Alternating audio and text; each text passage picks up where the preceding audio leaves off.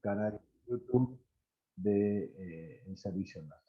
Así que bueno, los dejo con Belén, gracias de nuevo, y las preguntas, como siempre, las pueden ir escribiendo en el chat, porque ya vamos siendo bastantes, y yo las voy a ir anotando, y después las hago, y si obviamente hay que abrir algún micrófono para un comentario, siempre eso lo vamos a poder hacer, pero para que sea más ordenado, aparte que en el medio por ahí me aparece la pregunta, la escriben directamente y yo voy a anotar.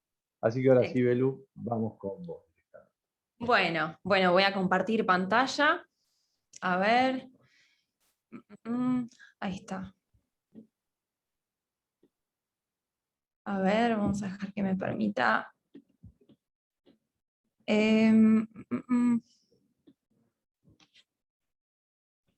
A ver, permiso. Ahí está.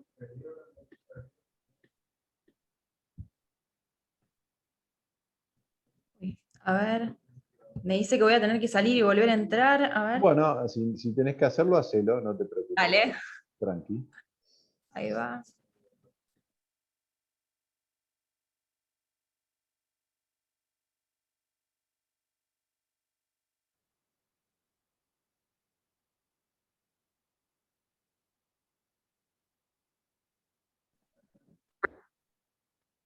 Perfecto. Ahí ¿Se estamos, ve? perfecto. Sí, ahora sí podés abrir. Bueno, a mí me toca en el día de hoy hablar un poco de los principios de la nutrición enteral. Para ponernos un poco en contexto, quiero empezar hablando de qué es el soporte nutricional, ¿sí? El soporte nutricional es todo aquel procedimiento que suplementa o saltea a la vía natural de alimentación, que involucra tanto masticación como deglución, y en algunos casos la digestión-absorción de nutrientes. Dentro de lo que es el soporte tenemos lo que es la suplementación por vía oral, la nutrición enteral, que es lo que vamos a hablar hoy en cuestión, que es por vía digestiva, y la nutrición parenteral, que es por vía endovenosa, que más adelante se va a hablar de ello en otro encuentro. Bien, a ver si puedo seguir pasando a esto. Bien. Siempre y en todas las clases que recibí el soporte nutricional me gustó mucho este abordaje en el cual plantea, bueno, un poco, ¿a quién va a estar destinado el soporte? Que va a ser realizado en base a la valoración nutricional del paciente. Este es un poco analizar la historia clínica, la historia dietética, parámetros antropométricos, bioquímicos. ¿Cuánto? Sí, en base a las necesidades nutricionales de mi paciente, el valor calórico total que yo le estimo, el aporte de macronutrientes, electrolitos, líquidos, y cómo, ¿sí? Que lo va a determinar la aptitud del tracto digestivo de mi paciente. Bien, siempre y cuando algunos principios básicos, es muy importante que a la hora de implementar el soporte nutricional es fundamental el acuerdo del equipo, ¿sí? Que sea una decisión tomada por personal idóneo, con el conocimiento de los procedimientos y de los materiales que se utilizan, que la decisión sea aplicada a cada caso y que contemplemos al paciente como un todo, siempre evaluando el costo-beneficio, si se justifica o no. Importantísimo el consentimiento del paciente o del familiar a cargo, y nunca olvidarnos de que más allá de la implementación del soporte, siempre priorizamos la vía oral. ¿A quién va a estar destinado? ¿Sí? Tenemos como tres pasos, digamos, en el cual vamos a ir filtrando a nuestros pacientes. Métodos de tamizaje o screening, en el cual yo le aplico a toda la población asistida, que me va a permitir identificar cuáles son los pacientes que presentan algún grado de riesgo, ¿sí? Luego la valoración global subjetiva, que es la que yo voy a realizar subjetivamente, digamos, a los pacientes que identifiqué con algún grado de riesgo, y la nutricional objetiva, que es como finalmente ver bien en profundidad cuál es el panorama del paciente, ¿sí? Entonces, los métodos de screening son aquellos que nos van a permitir identificar los pacientes malnutridos o en riesgo de estarlo, a quienes deberíamos evaluarlos más en profundidad y que se verían beneficiados con la implementación de algún tipo de terapia nutricional. Tenemos dos herramientas, hay más, ¿sí? En este caso acá les estoy mostrando el MAST y el NRS 2002, que a partir de parámetros muy simples como la pérdida de peso involuntaria, el índice de masa corporal y la gravedad de la enfermedad, me permiten juntar, digamos, o establecer un determinado puntaje y ver qué grado de riesgo tiene el paciente, y también nos tira como algunos tips de cómo deberíamos proceder en ese caso. Luego tenemos la valoración global subjetiva, que es la que le voy a aplicar a estos pacientes que yo determiné que tenían algún grado de riesgo, ¿sí? La valoración, como bien dice, es global porque toma ciertos parámetros del paciente, y subjetiva porque necesita el expertise del sujeto, que realiza la evaluación, digamos, para determinar subjetivamente en qué grado de riesgo creo yo que tiene el paciente, ¿sí? Contempla aspectos como cambio de peso en los últimos 6 meses, en las últimas 2 semanas, alteraciones en la ingesta, síntomas gastrointestinales, alteraciones en la capacidad funcional, el estrés inducido por la enfermedad actual, algunos parámetros del examen físico como la pérdida de masa muscular, pérdida de masa grasa, edema o ascitis, y en base a eso yo termino de definir, bueno, por ejemplo, si mi paciente perdió peso involuntariamente en los últimos 6 meses, pero en las últimas 2 semanas replesionó algo de peso, bueno, eso habla de una mejoría en la situación del paciente. Entonces, está en cada uno terminar de determinar cuál es el grado de riesgo que tiene el paciente. Bueno, esta es la que usamos en el hospital, la que uso yo para evaluar a mis pacientes. La valoración nutricional objetiva es un poco más en profundidad, en la cual yo reviso la historia clínica del paciente, la historia dietética, a ver cuánto come, si come algo, poco, nada, el examen físico, medición y valoración de parámetros antropométricos siempre y cuando sea posible, parámetros bioquímicos, otras pruebas que me permitan examinar más en profundidad al paciente. Siempre contemplando la edad, el sexo, antecedentes, la enfermedad actual, el estrés inducido por la enfermedad, familia, algunos aspectos socioculturales y económicos también. Todo esto me sirve como para terminar de entender al paciente que tengo enfrente. Bien, ahora el cuánto, ¿sí? Tengo que determinar el gasto energético total. Si el gasto energético total es la cantidad de energía que necesita el organismo para realizar sus funciones vitales y otras funciones más, ¿sí? Está fundado por el gasto energético basal, la termogénesis inducida por los alimentos y el factor de actividad física. En el paciente crítico se suma la influencia del estrés metabólico, que nosotros lo sumamos como factor de injuria, que según, digamos, la situación del paciente se le suma un determinado valor. Para estimar el gasto energético total existen múltiples ecuaciones. La realidad es que también, según cada paciente, el paciente crítico, actualmente salieron nuevas guías con respecto al paciente en unidad de cuidados intensivos con COVID y demás, los requerimientos van a ir variando, ¿sí? Pero la idea es que hoy ustedes se lleven como más o menos una idea de cómo sacamos en la práctica diaria y de la forma más práctica, vemos, el requerimiento energético del paciente. Hay diversas ecuaciones como Harris, Benedict y Mifflin, según el grado de catabolismo, ¿sí? La realidad es que en la práctica diaria yo acudo a los métodos prácticos, que es la técnica pulgar, en el cual, según en qué momento se encuentra mi paciente, el requerimiento energético, digamos, que yo tomo, ¿sí? Si el paciente se encuentra en soporte metabólico, bueno, 25 kilocalorías por kilogramo de peso. Si mi paciente ha perdido mucho peso, o veo que se encuentra severamente desnutrido, bueno, busco replesionar eso, entonces el requerimiento será de entre 35 y 40 kilocalorías por kilo de peso. Acá sí no agrego el factor de actividad física. En los pacientes con malnutrición grave, el gasto energético debe calcularse siempre con el peso corporal real. Y en el caso del paciente obeso crítico, utilizamos el peso ideal corregido, que también es por otra fórmula, ¿sí? Las Nutris tenemos muchas fórmulas.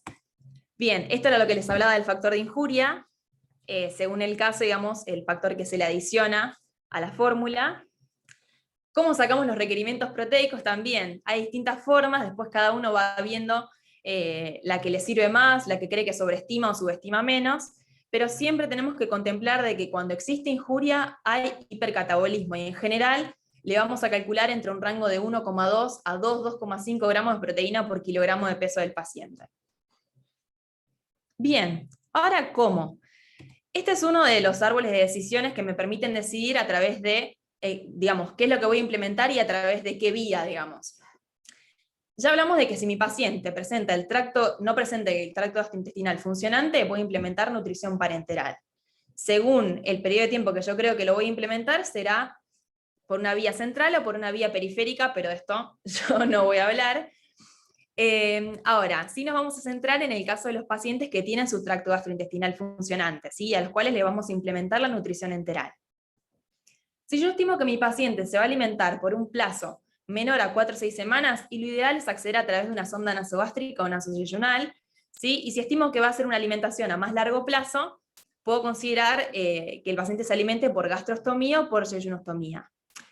Esto en realidad es una visión, digamos, o sea, el tiempo puede ser un determinante de la vía que yo termine eligiendo, pero hay otros factores que pueden terminar de ayudarme a ver qué es lo que decido y por qué vía alimento a mi paciente. Hay muchos pacientes que por ahí están alimentados por sonda nasogástrica por periodos superiores a 4 semanas, ¿sí? Bien. Ahora, ¿qué es la nutrición enteral? Que es básicamente el motivo de esta clase, ¿sí? La nutrición enteral es la administración de nutrientes a través de una vía digestiva diferente a la nutrición bioral convencional. En este caso, los nutrientes van a llegar a un determinado sector del aparato digestivo, ya sea estómago, duodeno o yeyuno, a través de una sonda u ostomía. Y más que nada, respecto de la nutrición parenteral, los beneficios tienen que ver con que es una forma de alimentación más fisiológica, es más económica, tiene menor tasa de complicaciones y riesgos que la nutrición parenteral por una cuestión de riesgo de infecciones y demás, y además mantiene la función de la barrera intestinal, la función inmunológica por sí del intestino, y favorece el trofismo intestinal. ¿Cuándo se indica la nutrición enteral? Se indica siempre en aquellos pacientes que no alcanzan a cubrir sus requerimientos nutricionales, pero que mantienen su intestino funcionante. Esto es, todos aquellos pacientes que no puedan comer por cualquiera de estos motivos, no deben comer, o que no quieren comer. En general, en la práctica diaria, lo que yo veo, por lo menos en hospital, son pacientes con deterioro del sensorio, con disfagia, algunos con trastornos neurológicos, actualmente los que tienen intubación orotraqueal, que están en terapia intensiva. Son múltiples los motivos que me pueden llevar a indicar la nutrición enteral en el paciente. Y esta puede complementar a la vía oral o sustituirla. ¿Cuándo se encuentra contraindicada la nutrición enteral? En estos casos puntuales, ¿sí? Diarrea aguda grave resistente, hilo paralítico, inestabilidad hemodinámica, obstrucción intestinal, vómitos inconversibles. En este caso, no se encuentra indicada la nutrición enteral. Bien, ahora, una vez que pasamos por todos estos filtros, mi paciente es candidato a iniciar nutrición enteral. ¿Cómo sigo? Voy a tener que determinar el acceso, el método de administración, el ritmo de infusión y el tipo de fórmula. ¿Cuándo inicio? Lo antes posible. Cada vez son más los papers que nos hablan de la importancia de la implementación de una nutrición enteral precoz. ¿Dónde? ¿Sí? Acá voy a decidir en función del diagnóstico del paciente. Voy a tratar de usar siempre el tracto digestivo e intentar utilizar siempre el estómago. Ahora vamos a ver un poco más adelante por qué siempre priorizamos, siempre que se pueda, el uso del estómago versus el intestino. Bien, los tipos de acceso, ¿sí? Como bien hablamos, podemos alimentarnos a través de sondas u ostomías. Las sondas pueden ser orogástrica o nasogástrica, que son de ubicación prepilórica, o nasoduodenal o nasoyeyunal, que son pospilóricas. Y después las ostomías pueden ser gastrostomía o yeyunostomía. Como todo, tiene sus pros y sus contras, ¿sí? La vía prepilórica tiene como ventaja de que es de fácil acceso y puedo utilizar sondas de mayor calibre. Las desventajas tienen que ver con el riesgo de broncoaspiración, que en realidad es mínimo, y yo lo puedo reducir siempre y cuando me asegure que el paciente se encuentra a 30-45 grados, ¿sí? Y no se encuentra totalmente acostado. Esto también reduce el riesgo de reflujo, de náuseas y demás. La ubicación pospilórica sí tiene como ventaja de que tengo menor riesgo de que mi paciente se broncoaspire y que puedo utilizarlo en casos de pancreatitis o gastroparesias. Como desventajas, por ahí la desventaja más importante es que es de difícil colocación, tengo que utilizar por ahí sondas de menor calibre, hay mayor riesgo de que se obstruya, y mayor tendencia a que haya intolerancias por cuestiones de volumen, de velocidad y demás. Bien, las sondas nasoenterales, ¿sí? Para ponernos un poco en contexto de qué son tubos flexibles cilíndricos que vienen de diversos calibres, ¿sí? De entre 8 a 12 French. Tenemos la sonda K9 o K10 que las usamos, no sé, en caso de débito, K108 que es para alimentación, K31 que la vemos a veces en pacientes pediátricos. Son de diversas longitudes, diversos materiales como poliuretano o silicona. Las siliconadas son las que solemos ver más en pacientes pediátricos. Presentan un extremo proximal, ¿sí? Que es donde se encuentra el punto de conexión para la guía de alimentación, y un extremo distal radioopaco, que tiene perforaciones por donde se va a administrar la nutrición enteral. Como todo, también tiene sus aspectos positivos y negativos, pero por sobre todo lo importante es que es un método, es una vía rápida, simple, económica, que se encuentra disponible y que tiene baja tasa de complicaciones. Por ahí los aspectos negativos tienen que ver con que corre riesgo de obstruirse, de migrar, por ahí hay que tener mayores cuidados de que el paciente no se le arranque y demás. pero bueno.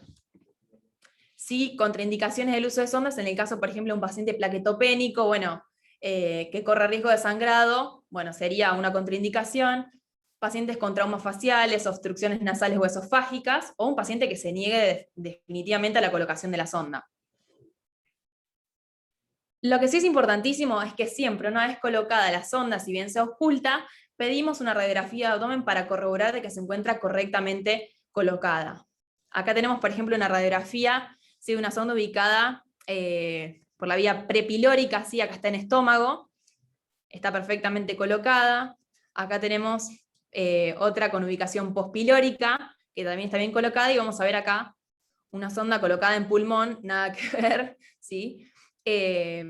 Con todas las complicaciones que esto conlleva. Si yo no realizo la placa, nunca me voy a enterar de esto, ¿sí? Y con el riesgo que conlleva de que el paciente haga un neumotórax y demás. Bien. La gastrostomía, ¿sí?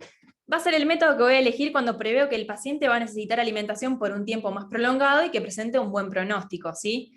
La colocación se realiza mediante técnicas de punción percutánea o por técnicas quirúrgicas. La técnica percutánea presenta menos tasa de complicaciones y no requiere anestesia general, pero sí requiere de personal entrenado, ¿sí? Dentro de los pros para el paciente es cómodo, es sencillo, le da independencia al paciente, ¿sí? A diferencia de la sonda por ahí. Tiene menor riesgo de obstrucción, mayor durabilidad, es fácil recambio. Y bueno, acá tenemos, por ejemplo, ¿sí? La gastrostomía endoscópica percutánea, acá tenemos el botón gástrico, ¿sí? Que existen sets de perfil reducido, en el caso del botón, que están asociados a menor riesgo de desplazamiento, acodamiento, salida accidental, y le da mayor confort al paciente, ¿sí? El botón está diseñado para ser insertado en el estómago a través de la pared abdominal y es de silicona. Bien, las contraindicaciones. Contraindicaciones absolutas, bajo ningún concepto vamos a iniciar alimentación por gastrostomía en caso de que no pueda acceder a la cavidad gástrica o que el paciente presente corta expectativa de vida.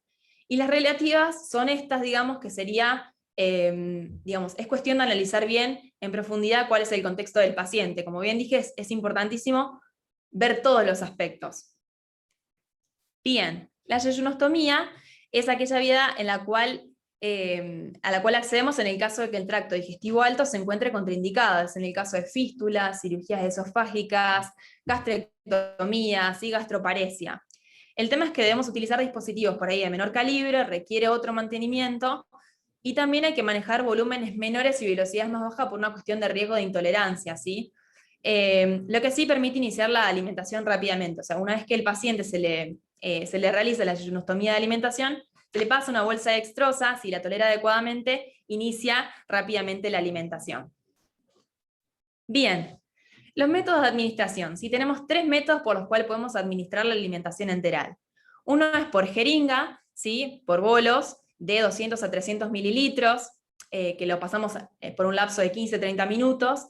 No se recomienda la infusión intestino, básicamente porque no tengo control de la velocidad a la cual infundo, ¿sí? Y hay un mayor riesgo de intolerancias.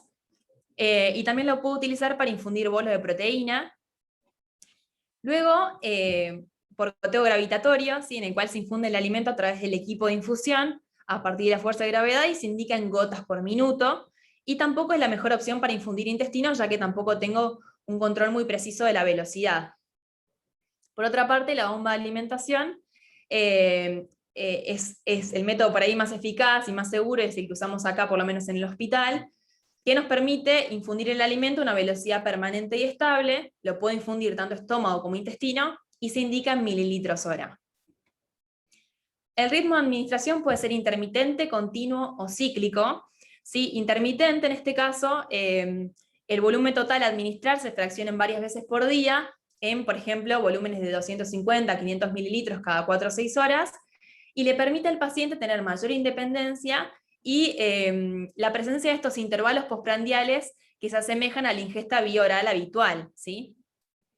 La infusión continua es el flujo goteo constante de alimento a lo largo de todo el día, que es, por ejemplo, como acá sucede con nuestros pacientes, en el cual se infunde el alimento entre 20 y 24 horas, que no está bueno para quienes deambulan y tienen un poco más de independencia. Y la administración cíclica el alimento se infunde, digamos, por un lapso de 12 a 20 horas, y está bueno para los pacientes que están haciendo la transición a la vía oral, dado que se pueden infundir el alimento por 12 horas durante la noche, y después durante el día pueden alimentarse por vía oral y cubrir la totalidad de sus requerimientos. Bien, las ventajas de la bomba en realidad es que tengo la velocidad constante, ¿sí? Hay menor riesgo de contaminación y de obstrucción de las vías y de las ondas, le ahorra tiempo al personal de enfermería también, y tiene un sistema de alarma que me avisa cuando algo no está bien, que los otros métodos no. A tener en cuenta esto que les mencionaba por el riesgo de broncoaspiración, es que el paciente debe permanecer a 30 a 45 grados y no totalmente acostado. Respetar el tiempo de colgado del alimento, nunca más de 24 horas una vez abierto el alimento. Lavar la sonda cada 4 o 6 horas con el pasaje de agua a través de una jeringa para poder mantener la permeabilidad de la sonda, y también antes y después de la administración de medicamentos para que no se tape. Y finalmente, ¿cómo vamos a iniciar y progresar? Siempre lo que iniciamos, recomendamos iniciar con un 30 o un 50% de los objetivos calóricos que le calculamos e ir evaluando la tolerancia. En pacientes, por ejemplo, en cuidados intensivos se recomienda empezar por ahí con el 20%, ¿sí? Y vamos a ir aumentando progresivamente, ¿sí? Entre 10 a 20 mililitros hora la velocidad cada 8 horas, monitoreando la tolerancia, con el fin de que más o menos al cabo de 72 horas logre llegar a la meta calórica. En aquellos pacientes que por ahí estuvieron con mucho tiempo de ayuno, por ahí la progresión va a ser más lenta, ir monitoreando un poco más de cerca, porque más aún cuando existe algún tipo de riesgo de realimentación. Bien, ahora hablando de las fórmulas enterales, ¿sí? Son productos que se encuentran constituidos por una mezcla de macro y micronutrientes que se van a administrar por vía digestiva, ¿sí? Lo puedo utilizar en pacientes internados, ambulatorios y o domiciliarios. Las fórmulas pueden ser industrializadas o artesanales. Las artesanales presentan un mayor riesgo de contaminación y aporte inadecuado de nutrientes, y las industrializadas vienen tanto listas para colgar como también en polvo.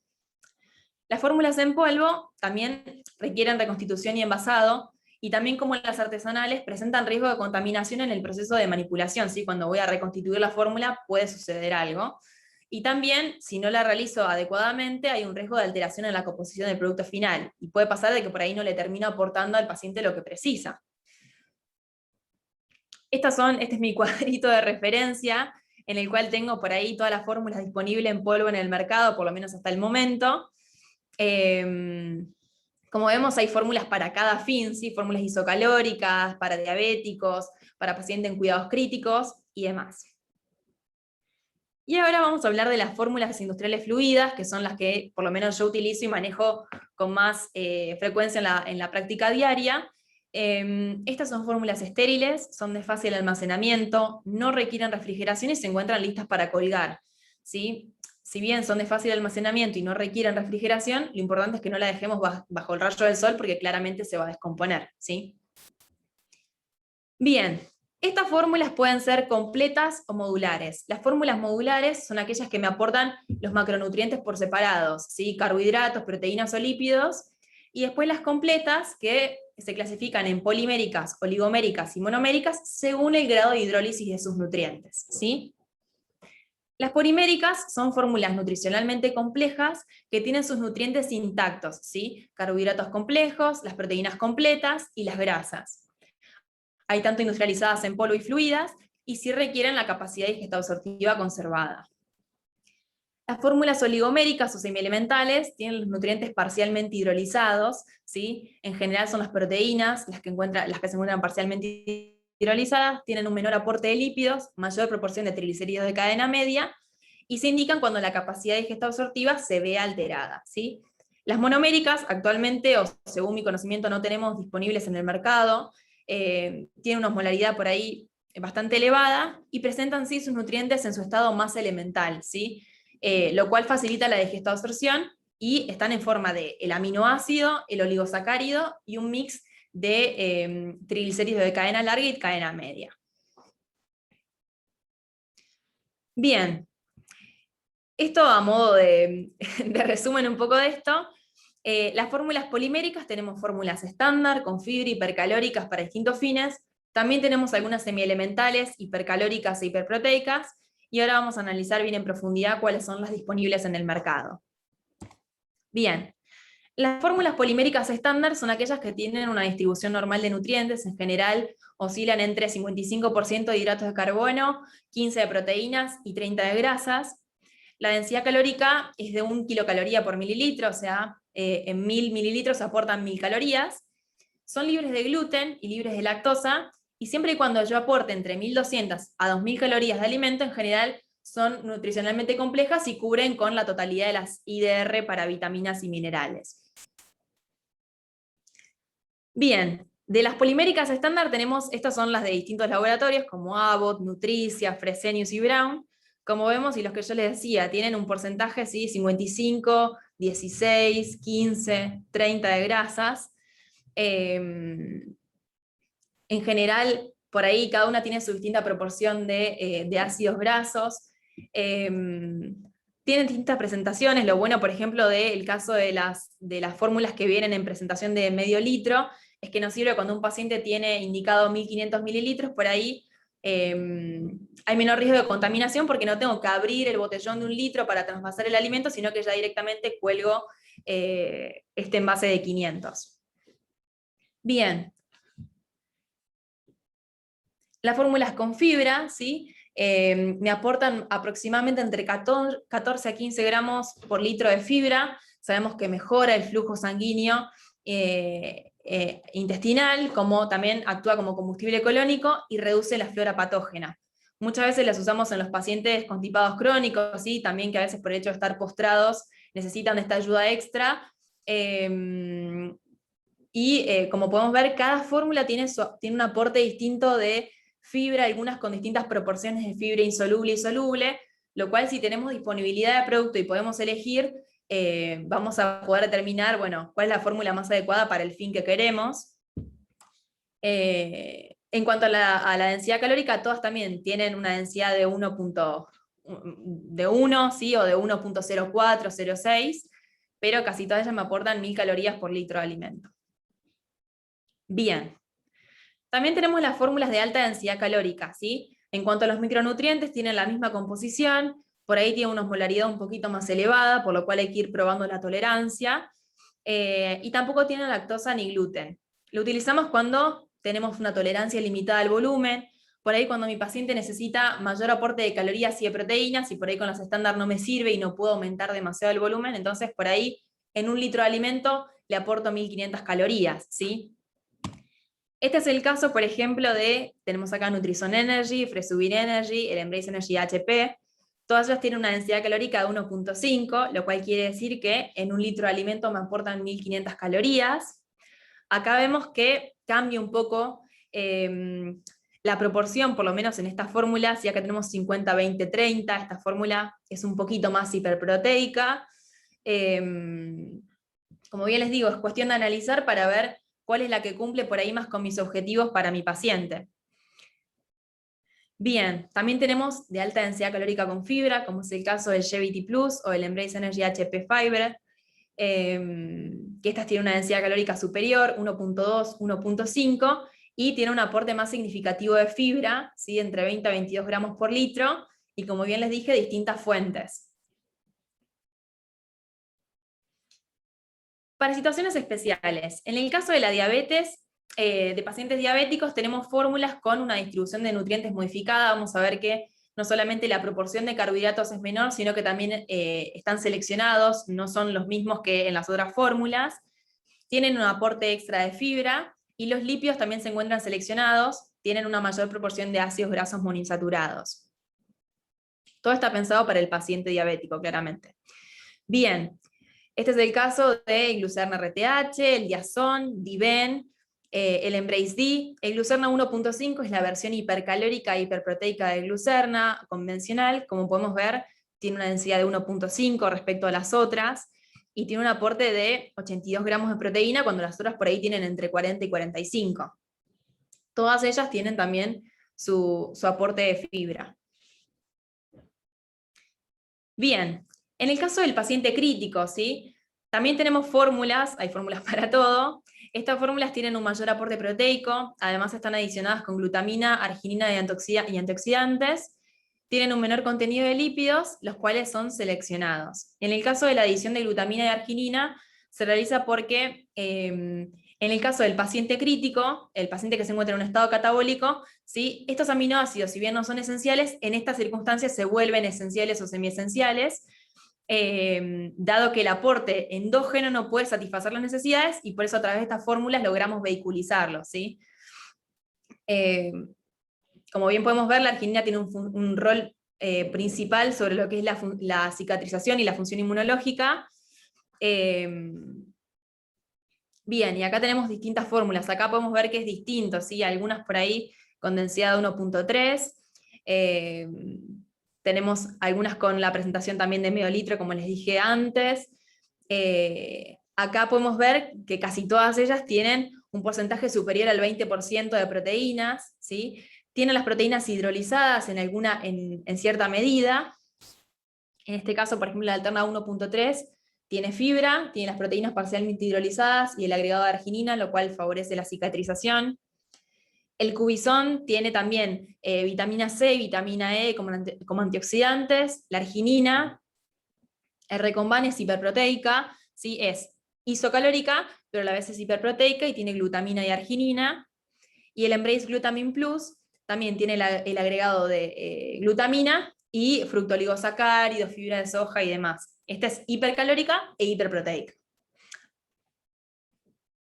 Bien, fórmulas hipercalóricas e hiperproteicas que la utilizamos también en pacientes por ahí politraumatizados, pacientes oncológicos y demás. Es el caso de el Ensure Clinical RTH, el Protisón y el Suportán. Estas tres vienen todas en su presentación por medio litro, por lo cual a veces se utilizan para medias tomas. A veces podemos aportar, no sé, 1 litro de una fórmula polimérica estándar y, bueno, aportar medio litro de alguna de estas para lograr cubrir los requerimientos de mi paciente. Podemos ver acá también el porcentaje de proteínas es bastante superior, ¿sí? Al 20%, el Suportán tiene 100 gramos de proteína por litro de alimento. Y bueno, algunas se encuentran adicionadas con EPA y DHA. Siguiendo con esto, bien, tenemos otras fórmulas como para pacientes renales, ¿sí? Que es el caso del Nepro, que se puede administrar por vía oral o por vía enteral. Por vía oral es un alimento que personalmente, según mi experiencia, no es tan bien tolerado por los pacientes, ¿sí? Porque tiene una densidad calórica de 2, es bastante pesada, como vemos tiene 43% de lípidos, pero bueno, tiene un aporte adecuado de potasio y un aporte adecuado también de proteínas, ¿sí? También lo puedo utilizar para mechar con fórmulas estándar o de alta densidad calórica según cada paciente, ¿sí? Bien, las fórmulas oligoméricas, ¿sí? Que son las que vamos a utilizar en el caso de disfunción del tracto gastrointestinal, ¿sí? En general lo que hacen es facilitar, digamos, la absorción del alimento, digamos, porque presentan las proteínas, sus nutrientes en general, en algún grado se encuentran hidrolizados, ¿sí? O predigeridos, ¿sí?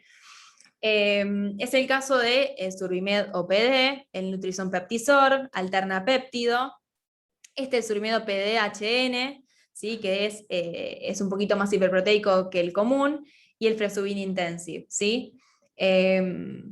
También, acá tenemos porcentajes variables de aporte proteico, ninguna de ellas supera el 25% de grasas, exceptuando por el Alterna Péptido, pero bueno, en general están todas pensadas para distintos fines. Como podemos ver, hay una amplia disponibilidad de productos en el mercado que satisfacen las distintas necesidades de nuestro paciente. Las fórmulas modulares, ¿sí? Son fórmulas que son incompletas, ya que tienen un solo tipo de nutriente. Por ejemplo, tenemos módulos de proteína, de caseinato de calcio, módulos de hidratos de carbono, como la maltodextrina, o lípidos como los triglicéridos de cadena media, ¿sí? Por sí solas no van a cubrir los requerimientos, sino que a veces las utilizamos como complementos de las fórmulas enterales o del paciente que se alimenta por vía oral para lograr cubrir sus requerimientos. Ahora, una vez dicho todo esto, ¿qué fórmula voy a elegir? ¿Sí? Mi objetivo va a ser cubrir los requerimientos de mi paciente y adecuarme a la situación clínica, ¿sí? Si mi paciente necesita mantenerse o replesionar masa muscular, bueno, en base a eso yo voy a fundar mi decisión de qué fórmula le voy a administrar. También algunas preguntas básicas que me hago son, bueno, ¿cómo se encuentra la capacidad digestiva absortiva de mi paciente? ¿Sí? conservada, alterada, tiene alguna patología o disfunción de órganos significativa, requiere restricción de líquidos, tienen los requerimientos nutricionales elevados. En base a eso voy a fundar mi decisión de qué fórmula elijo, ¿sí? Y otros datos que me pueden ayudar, bueno, es un poco lo que determiné previamente, por qué vía de administración, cuál es el sistema y método de infusión. Si se alimenta también por vía oral, bueno, cuánto recibe por vía oral. Y bueno, datos de la fórmula que también van a formar parte de mi decisión final, que es la densidad calórica de la fórmula, el aporte de fibra, que, sí, porque tenemos algunas que tienen más fibra insoluble que soluble, la fuente y la cantidad de nutrientes, la carga renal de solutos y el costo-beneficio. Finalmente, todo esto yo termino de decir qué fórmula le administro a mi paciente y con esto doy por concluida mi clase. Así que bueno, no sé si tienen alguna duda y bueno, ya les agradezco. Acá les dejo mi mail y bueno, en todo caso mi celular por si hay alguna duda que les queda o algo que quieran preguntar que por ahí ahora no se acuerden o no les surja o lo que sea. Excelente, excelente, Belén. Mira, ya hay 3 preguntas más algunas que tengo. Algunas Buenísimo, las anoté y las fuiste respondiendo, ¿no? Pero bueno, perfecto.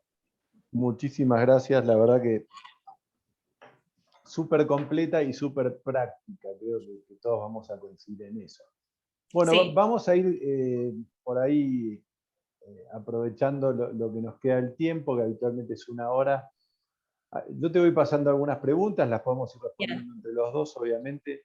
Bueno, la primera dice, Karina Gavini pregunta, en pacientes pronados en RM, lo hace en referencia al tema de los El paciente. pacientes COVID, Sí. ¿qué tipo de sonda? ¿En estómago o post-pilón? En general, o en la práctica diaria, estamos utilizando la sonda nasogástrica, ¿sí? En ubicación prepilórica. Exactamente, sí. Yo un poco para reforzar, vamos haciendo el contrapunto. eh, el tema de las ondas postpilóricas en general, no solamente en estos casos, más allá de que la pronación a veces puede dar un poco de temor, el tema de las ondas postpilóricas cada vez se usa menos, ¿no? Es verdad. Primero porque hay una realidad que es que poner una sonda postpilórica no es tan sencillo, no es tan simple. Uno lo puede hacer radiológicamente, hay algunas técnicas con inyección de metoclopramida unos minutos antes, que está descrita, endoscópicamente, que a veces es lo ideal, pero bueno, hacer una endoscopía en un paciente COVID en terapia intensiva solo para poner una sonda, no es, y lo otro importante, y eso sí lo puedo comentar yo, que soy gastroenterólogo y hago endoscopía, es que muchas veces esas sondas que ponemos endoscópicamente después se vuelven, se salen. No, y también, también volviendo a esto, es evaluar el costo-beneficio, ¿sí? Ver un poco el panorama en la Si el totalidad. paciente tolera bien, ¿viste? Y bueno, lo que decís vos en la experiencia es que yo no digo todos, pero la mayoría de los COVID están siendo alimentados a estómago. Y sabemos que Exactamente. es mejor. Bueno, después, Y es más, sí, quería acotar que muchas veces también pasa que a veces, bueno, el tema era el paciente se encuentra pronado, lo alimentamos, no, la realidad es que si el paciente se le coloca la sonda, luego se prona, evoluciona muy bien el volumen que solemos utilizar, sí, la velocidad es a 42 mililitros hora, en general, para iniciar. Por ahí a veces, según el paciente, puede llegar a ser un poquito menos, pero casi siempre es 42 mililitros hora. hay otra pregunta de, Karina, perdón, que dice, la arginina en caso de distrés respiratorio no se da porque aumenta la producción de óxido nítrico. ¿Es así? Voy a empezar a responder yo. Muchos de los trabajos con nutrientes específicos, como puede ser arginina, en su momento glutamina, y relaciones con patologías determinadas, primero, muchos fueron trabajos experimentales. Punto uno, no ensayos clínicos. Punto dos, primero, o sea, son en modelos animales. Segundo, muchos son con nutrientes por vía intravenosa. Entonces, muchos trabajos con glutamina, los primeros eran con nutrientes por vía intravenosa. Y Exactamente. después tomamos decisiones que las extrapolamos a escenarios clínicos y por vía enteral. Entonces, las dosis a las que llegamos por lo general de estos nutrientes no son tan elevadas, y cuando uno busca, inclusive cuando ahora ya se salió un poco, pero en los 90, fin de los 90, principio de los 2000, estuvo una corriente de todo lo que es la inmunonutrición, y se trabajaba sobre qué darle, qué no darle, y después va encontrando esto el péndulo y el lugar medio, ¿no? Así que no es extrapolable siempre la información. Hay una Y pregunta sobre, perdón, decí, Belén, sí. no, que la realidad es que también que los estudios tampoco son muy concluyentes, pero también el tema es lo que se busca a partir del aporte de arginino, de glutamino, por ahí del omega 3, por ejemplo, o de los antioxidantes, es como contribuir un poco más al resto del abordaje que se está haciendo sobre el paciente. ¿Sí? No es que básicamente por el aporte de glutamino o de arginina en la fórmula al paciente se le van a solucionar los problemas. ¿Sí? Eh, Exacto. Bueno, hay una pregunta sobre gastroparesia. Bueno, la gastroparesia no es muy tenida en cuenta para indicar una ostomía. ¿Hay algún indicador médico teniendo en cuenta que el residuo gástrico, las guías dicen que no se necesitaría medir más? Ahí por ahí sí, desde la gastroenterología lo puedo orientar un poco mejor. Digamos, la gastroparesia es una enfermedad que todos sabemos, muchas veces se da en pacientes críticos. Segundo, también hay gastroparesia en diabéticos en forma crónica. Diagnosticarla es muy difícil, el residuo es una medida indirecta, absolutamente indirecta.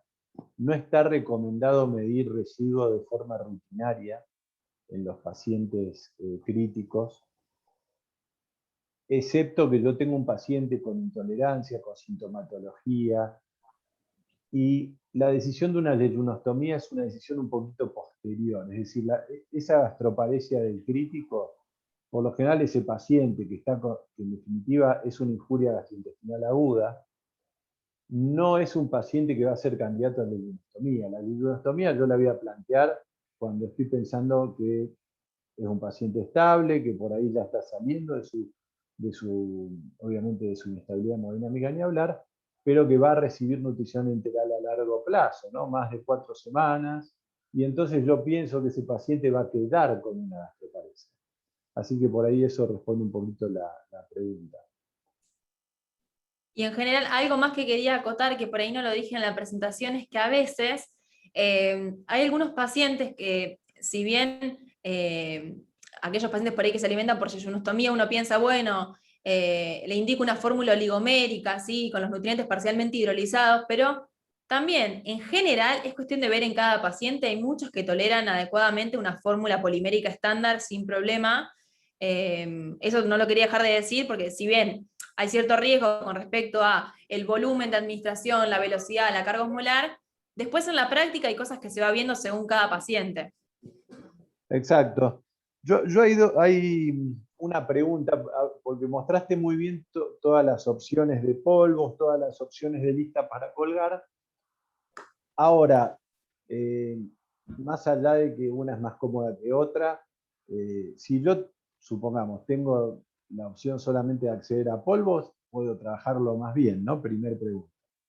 Sí, tranquilamente, tranquilamente. Más si tengo el personal capacitado a la hora de reconstituir la fórmula y sé que se realiza en una zona donde se garantizan todos los protocolos de higiene y se reconstituye adecuadamente, la fórmula en polvo es tan buena como la fórmula líquida lista para colgar, ¿sí? Bien. Segunda pregunta. También tenemos escenarios donde uno combinaría, ¿no? Porque esto de que hoy muchas veces nos estamos quedando cortos con la proteína de las listas para colgar, sería un uso complementar con polvos, ¿no? Exactamente, también, si bien yo en su momento dije que por ahí hay un riesgo de inadecuación en el aporte de los nutrientes, a veces la fórmula en polvo me permite la posibilidad de poder calcular específicamente la cantidad que me falta, que por ahí la fórmula lista para colgar no me lo puede aportar. Entonces, es una muy buena estrategia combinar fórmulas si tengo la posibilidad de hacerlo.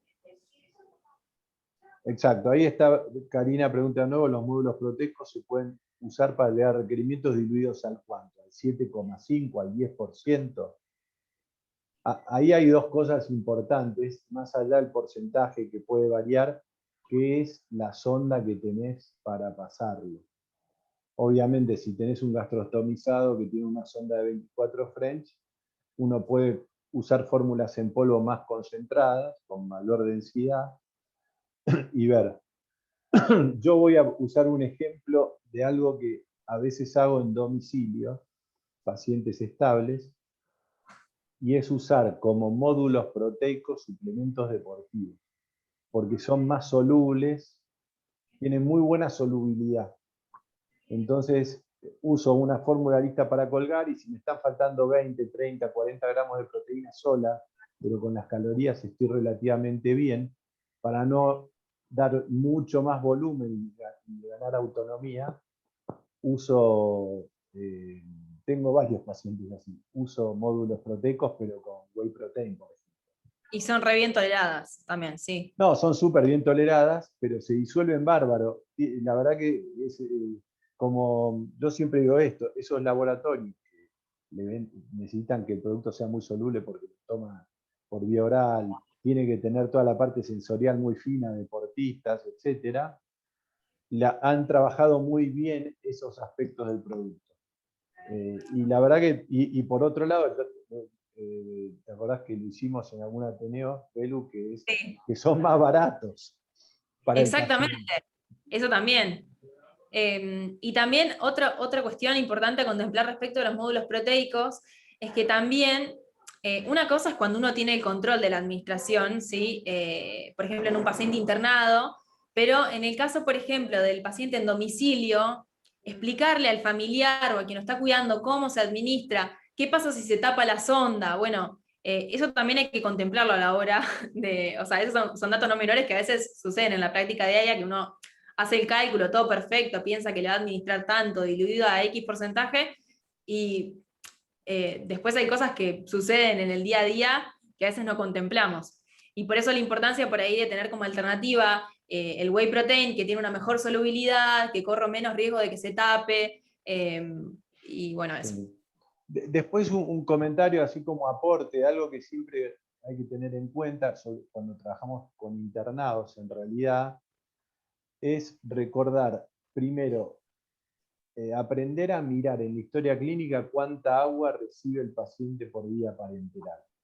Porque si por ahí yo como médico, como nutricionista, me entrené en los cálculos de requerimientos y armo todo el plan de nutrición pensando en que la única vía va a ser esa sonda nasogástrica o esa gastrostomía, y después al paciente le están dando 2,5 litros de agua por vía parenteral, lo vamos a sobrehidratar. Eso es algo que vemos muy común cuando hay equipos que están empezando.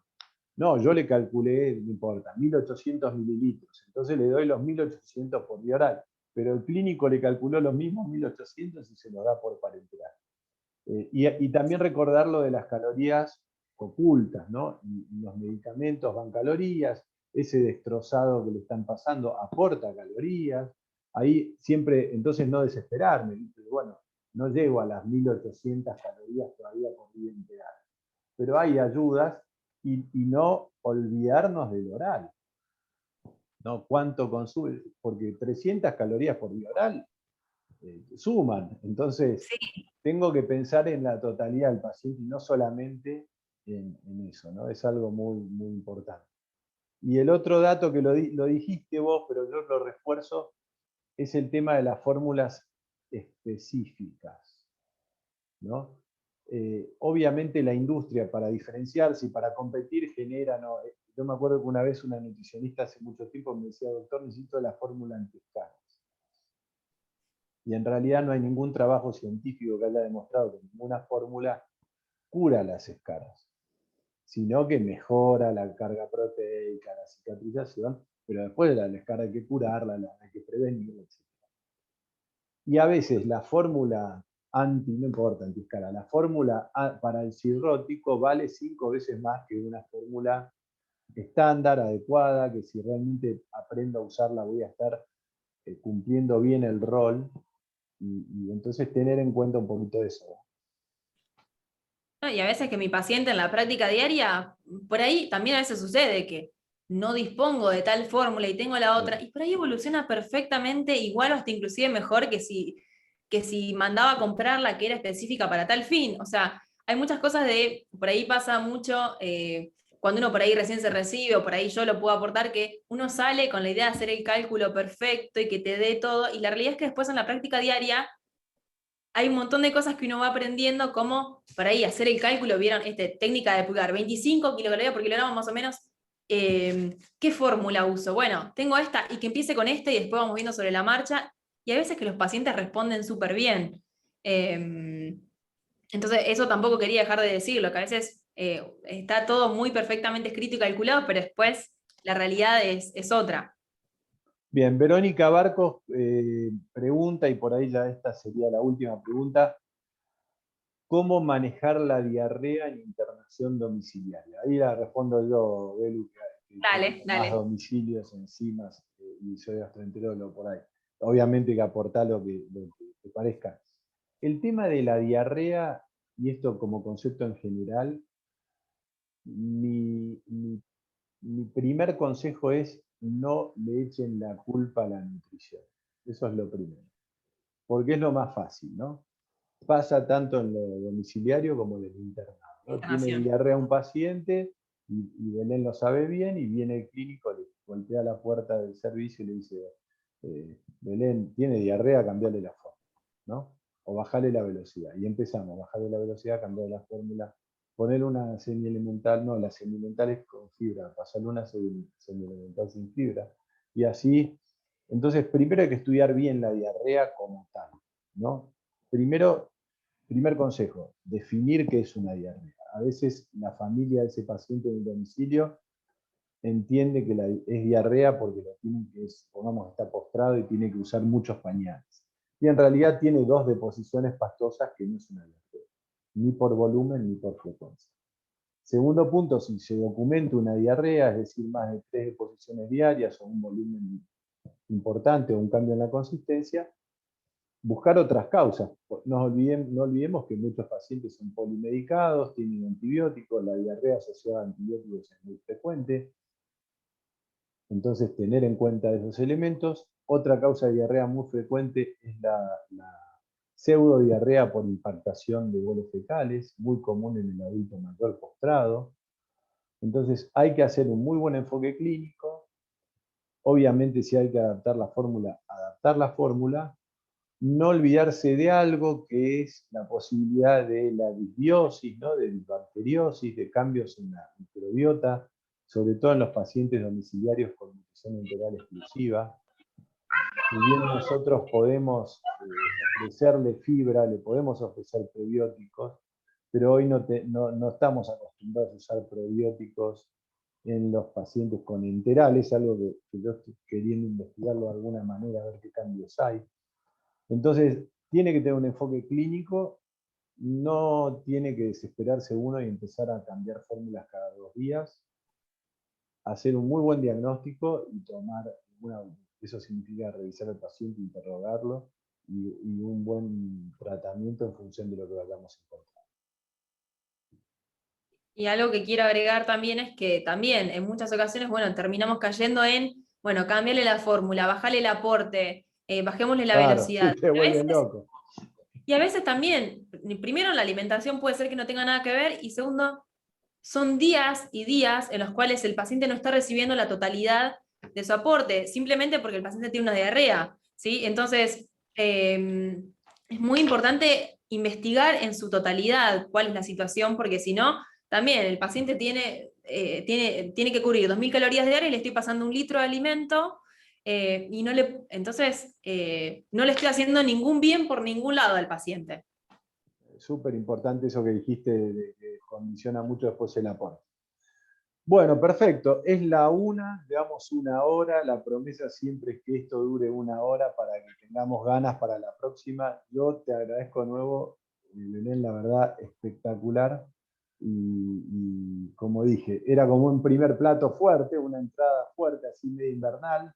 No tan Sí. no es una ensaladita lo que sirvió hoy Belu, pero súper completo y súper práctico. Me parece que cumplimos con los objetivos. Así que gracias de Gracias, nuevo y gracias por saludos el a todos. espacio y gracias a todos los que se conectaron. Los esperamos el próximo mes. Chau, chau. Adiós.